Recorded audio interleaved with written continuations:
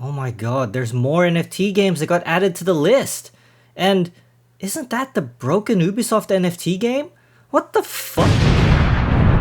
Hey there, and welcome to a series where I play all the NFT games on Steam so you don't have to.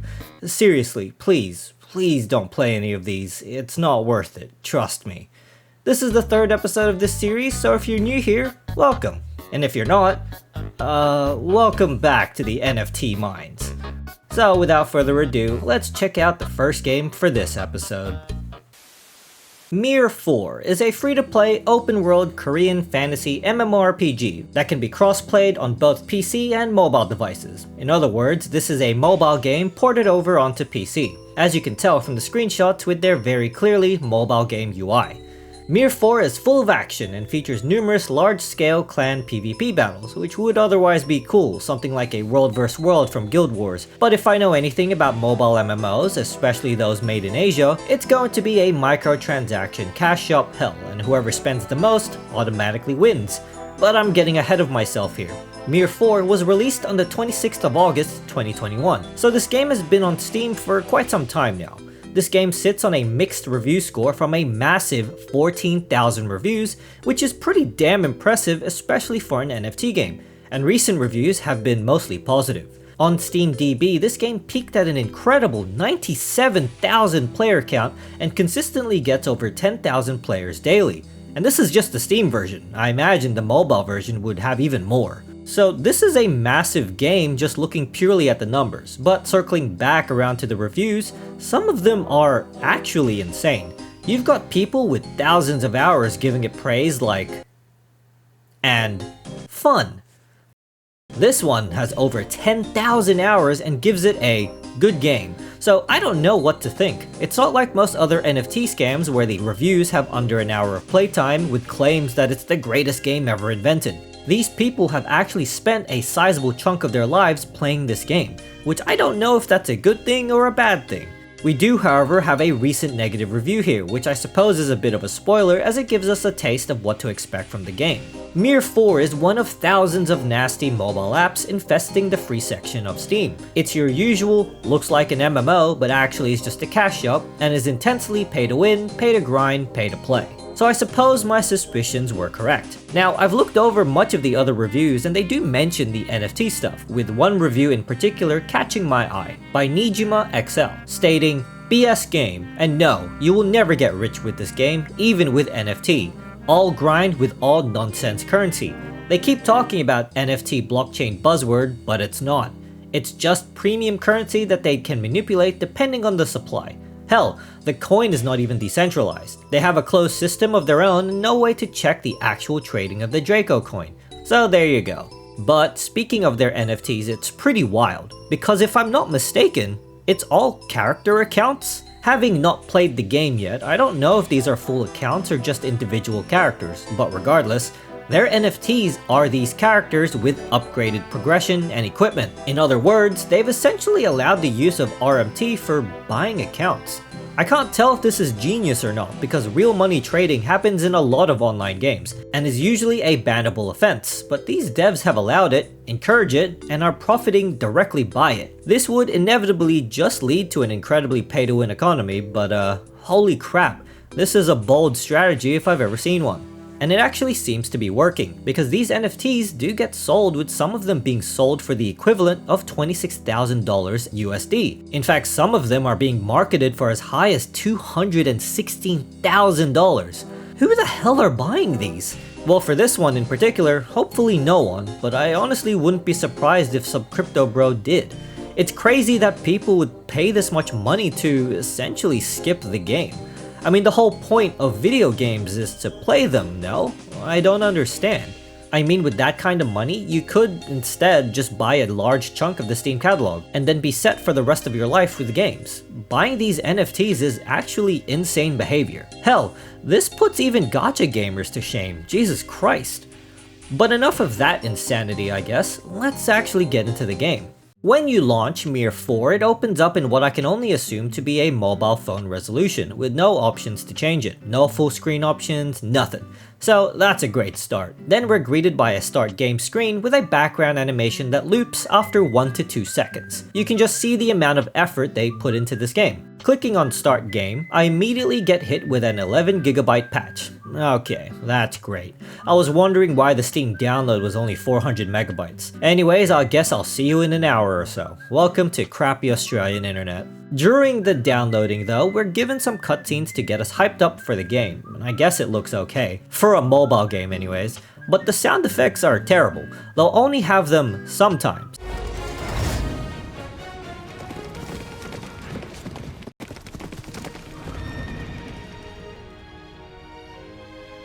And when they do, they're super basic and not mixed well at all. Alright, after going through all that, we can finally get into the game, and look, we now have access to the settings, and yeah, no options for resolution. First, we need to pick a server, and Mir 4 has plenty of them. Now, if this is like other mobile MMOs, these servers are actually separate from each other, meaning you don't play with other players from say NA 064 or 83 if you had picked say 52 for example. This is a pretty common tactic for these mobile MMOs. Basically, each server has a leaderboard and progression. So if you were an aspiring whale but you were too late for the initial servers, well, you can just pick from one of the 100 other new servers being made constantly to be the next big spender. That's all this is. You see this in a lot of pay-to-win heavy games. Anyways, I pick my server and get a choice on a class. They don't really explain their role or how they play, just this video with a brief paragraph. You get a choice from Warrior, Sorcerer, Taoist, Lancer, Arbalist, and Darkist. You know, I had to look this up to make sure I wasn't just being ignorant on other cultures, but Darkist isn't a thing. So Mir 4 had to actually think of something, and they came up with Darkist, because the class uses dark magic or something. The level of efforts here are astounding. Anyways, I picked Darkest because boobs, and we move on to the character creator, which is surprising that they would even have this, although it's more like a face creator since that's the only thing you can change. It even has sliders. I'm actually impressed. This is completely unexpected, but I decided to create a character face that will 100% embody the spirit of this game. Perfect.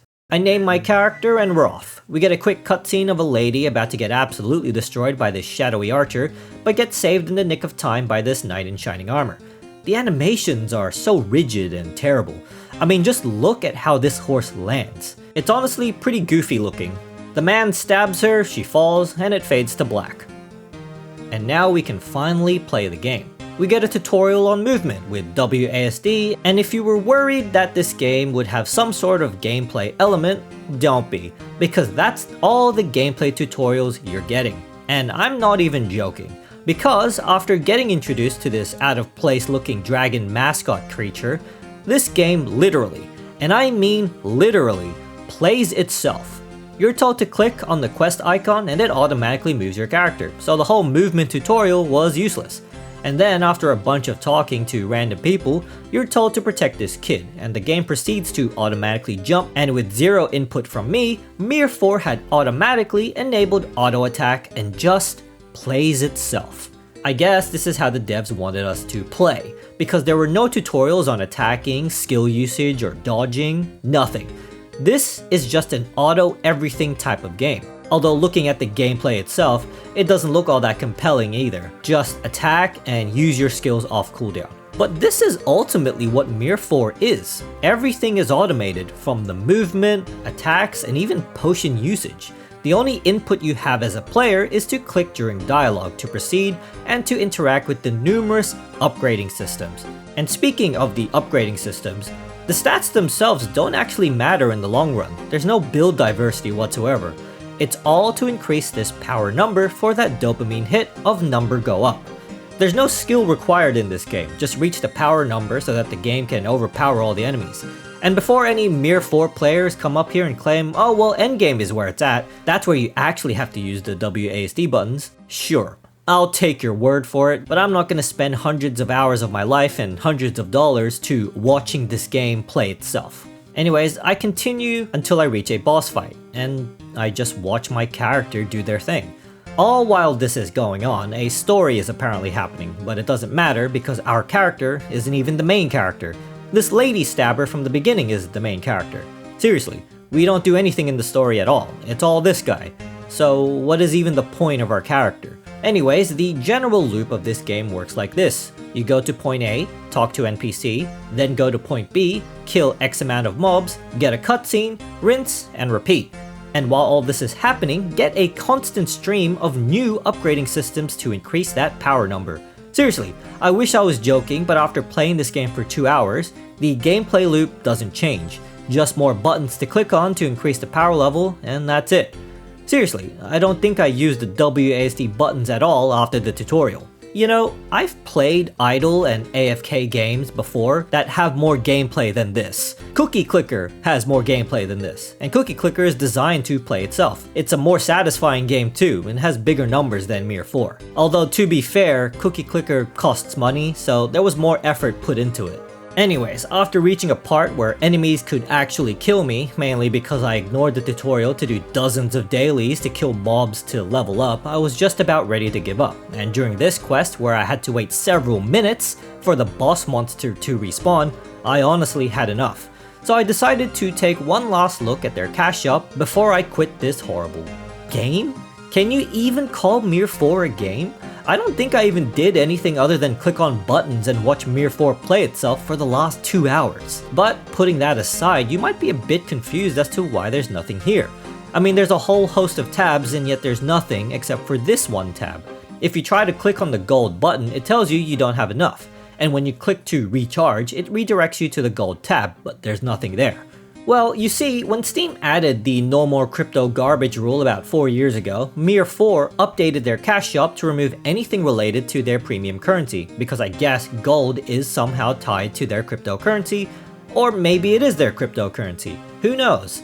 But basically, all these pay-to-win crap like these costumes that give actual stat bonuses are unavailable to Steam users, which is probably a good thing, but if I know anything about these crappy mobile MMOs, if you wanted to progress or do endgame content in quotations, or compete in PvP against other pay-to-win whales, these are 100% mandatory, so basically, why the fuck would you play this dogshit pay-to-win garbage on Steam? If you were a whale and wanted to, for some reason, drop tens of thousands of dollars on this game, why even bother with the Steam version at all? It makes absolutely no sense. First of all, no sane person would ever play this game to begin with, and if God forbid someone actually did like this game, they couldn't even spend money on it anyways, so there is quite literally no point in playing this game on Steam. Also, in their marketplace, you can purchase equipment with the gold currency, aka real money, which is obviously unavailable on Steam. And it doesn't look like these equipment have a level requirement. So yeah, whales go nuts. You can have the best equipment at level 1. I cannot believe I wasted 2 hours of my life on this point and click not a game. That guy is absolutely right. This is just a cash shop disguised as an MMO, except the cash shop isn't even functional on Steam. I mean, I don't think Mir 4 has any redeeming qualities. It looks terrible, it sounds terrible, I assume it plays terribly too, I wouldn't know. You'd have to ask the auto-playing AI what they thought of it. The story is stupid, you're not even the main character, you're just the errand boy, and that's it. This game, if you can call it that, sucks. Oh, you know what? No, there is one good thing about Mir 4, the face creator. At least that made me laugh. The only emotion I felt watching this game play itself. How does this game have over 10,000 players on Steam daily? It's ridiculous. Although if I had to take an educated guess, just looking at the chat logs alone, it's all probably just gold sellers and bots. It's the dead internet theory in full force. Anyways, let's move on to the next game. Angelic, the Chaos Theater, is a free tactical multiplayer module of Angelic, a narrative strategy RPG set in a dark sci-fi universe. I have no idea what any of that means, but I guess they have a whole series planned or developed already. The Chaos Theater module isn't out yet, with no planned release date, but they do have posts here and there, with their most recent being from March 7th promoting their wallpapers. That's cool, I guess.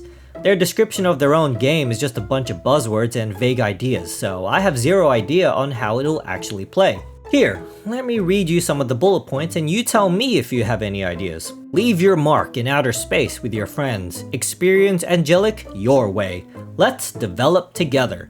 Angelic, the Chaos Theater, is a free tactical arena module that serves as a perfect entry into the captivating world of Angelic. They then continue to promote a completely different game, Angelic Dark Symphony. Hey devs, pro tip, how about you finish your current projects instead of moving on to the next one, yeah? The only thing on the Steam page that gives you any idea of the gameplay is the trailer, and I'm guessing it kinda plays like XCOM. It doesn't look good, in fact it looks like just a bunch of Unreal Engine assets, but hey, at least it's not a Lyra asset flip, right? So that's gotta mean something. As for their NFTs, I don't think they've implemented them yet, since I had to dig real deep to find literally anything on any Web3 integration. On their white paper, one of their main selling points is a concept they've coined Collaborate to Earn. Our unique business model, Collaborate to Earn, was designed by our team 3 years ago when others were following the doomed to fail play to earn model. We also believe the blockchain and gaming make a great combination, further supercharging the gaming vertical by letting players contribute, collaborate, and own their intellectual property. We hold the entire collaborative work as sacred. It must be based on passion and love, not greed. That's why we have always hated the concept of play to earn, which motivates players by greed and short-sighted gains. Hence, we designed Collaborate to Earn, a unique model invented by our visionary team. It is sustainable and fair. What does any of that even mean? What does it entail? What do you get out of it? Well, they have this handy chart here that describes it, and basically, it just sounds like every other NFT scam on market. Like, yeah, you can create items that you can monetize, play in esports competitions and earn rewards. Play the game to earn rewards? Huh? Isn't that just play to earn? How is this any different from the hundreds of other NFT scams that bank on user-generated content and offload any and all development onto the players? It's almost like they're just making up another term for play to earn because they know anyone with a functioning brain would immediately see the warning signs. It's incredibly stupid. But of course it isn't a Web3 game without a crypto token, which presumably you can earn by playing their game, in some sort of play to earn kinda way. Angel tokens, they're calling it, although it's not a currency apparently, but it is on the blockchain for some reason. However, you can't buy items in their ecosystem with it. You have to use Neo coins, which is their in-game currency, or use fiat money. From my understanding, it's just a resource to be used to craft or design items, which they encourage players to monetize and sell. So basically, it's just an extra step in the whole play to earn process. So they're not calling it currency, but it basically acts like one. Okay, I guess. I'm starting to see a trend here with these devs where they're just reinventing and renaming already existing concepts to try and look smart as well as to not look like yet another NFT scam, but they're just another NFT scam. I mean, good luck with that I guess, but that's all I care to look into on Angelic the Chaos Theater. If it ever releases, I'll maybe put this on the worst NFT game ? Series, but for now, let's just get on to the next game.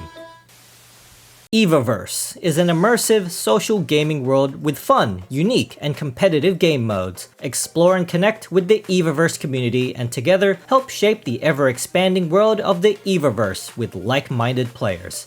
Oh hey look! Is this also a Collaborate to Earn game? It's actually a fully released game too, so Angelic, you might want to step it up a bit. With that said, like-minded players, I don't know if I want to team up with NFT bros on anything creative. Anyways, this game released on the 3rd of August 2021 and sits on mostly positive with 126 reviews.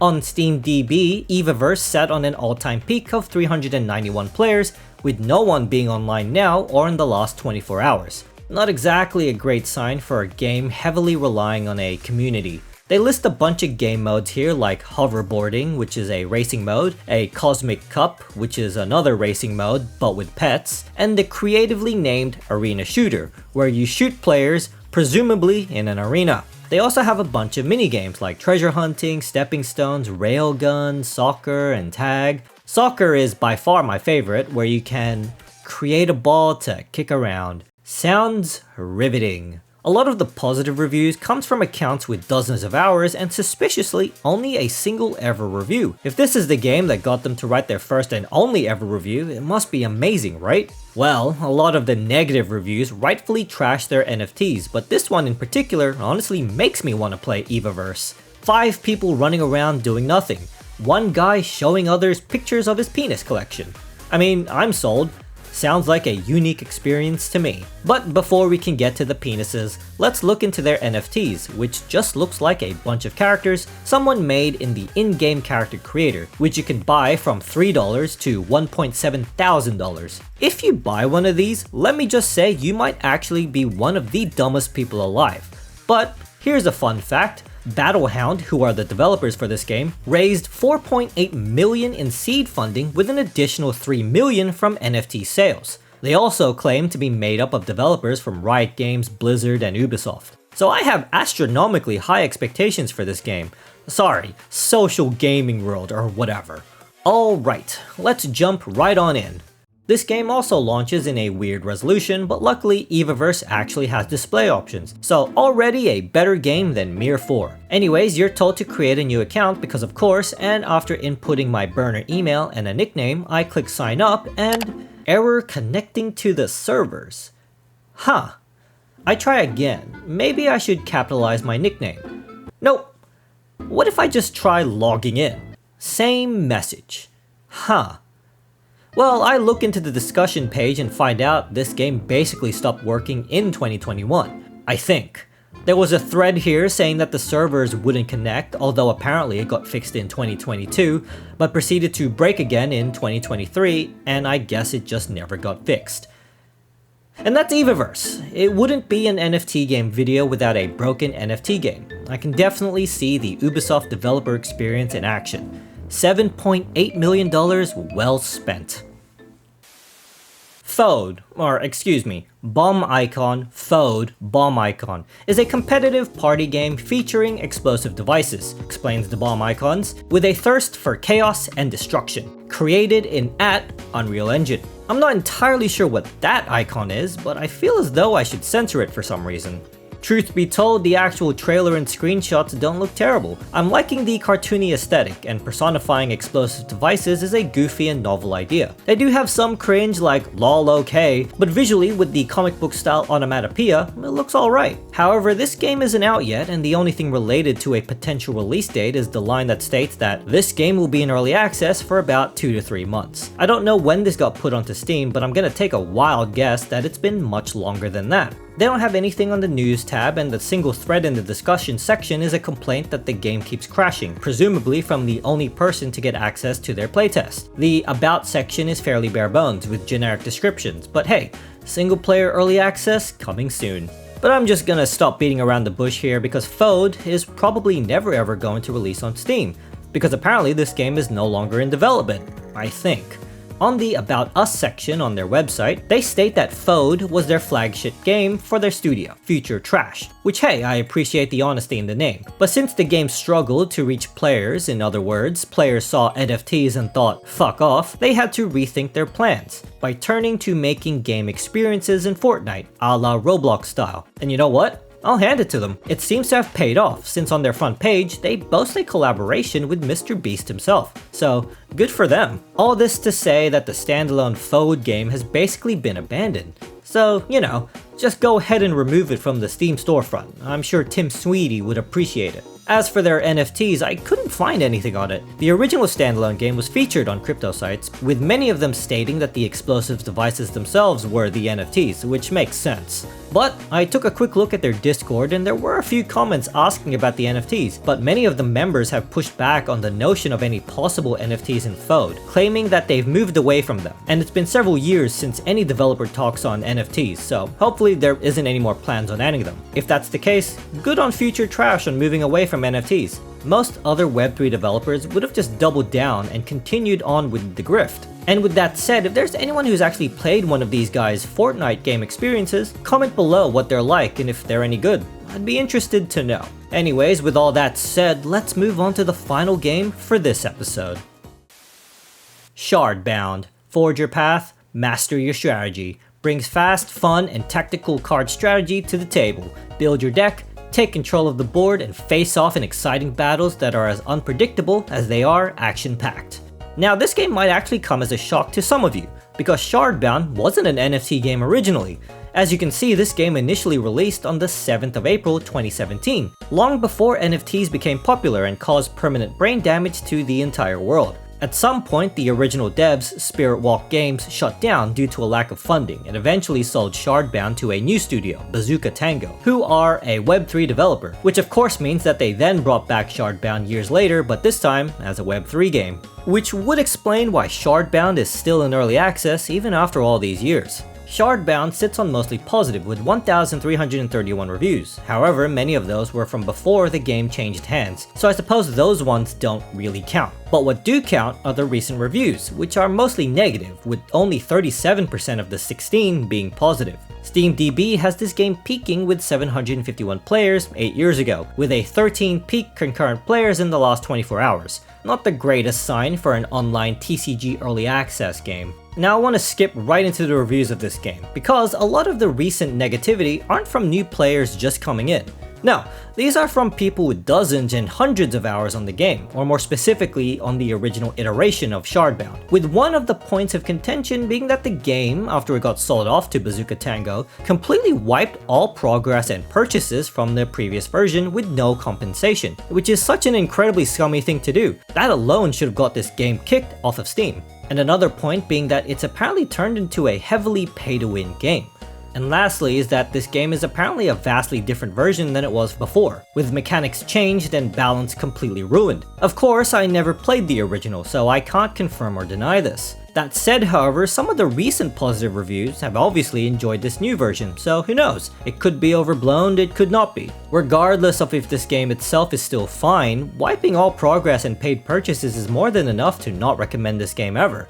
But let's continue on to their Web3 stuff, and, well, to be honest, nobody actually knows what the plans are for the Web3 stuff. I mean, don't get me wrong, there are definitely plans for it. An interview with the Bazooka Tango's CEO, Bo Dally, states that they are working with people from Immutable to integrate Web3 into the game, but there hasn't been any roadmaps or even a white paper to shed any light on their plans. Hell, I even checked their Discord and not even their members know what the hell is happening on that front. The only thing that we do know is that the units/cards will eventually have the ability to be turned into NFTs and traded, because obviously that's the only way to implement trading in video games, according to Web3 developers that is. It seems to just be your typical trading card NFT implementation. There's no other innovations or anything. Just another way to scam money from the already dwindling player base.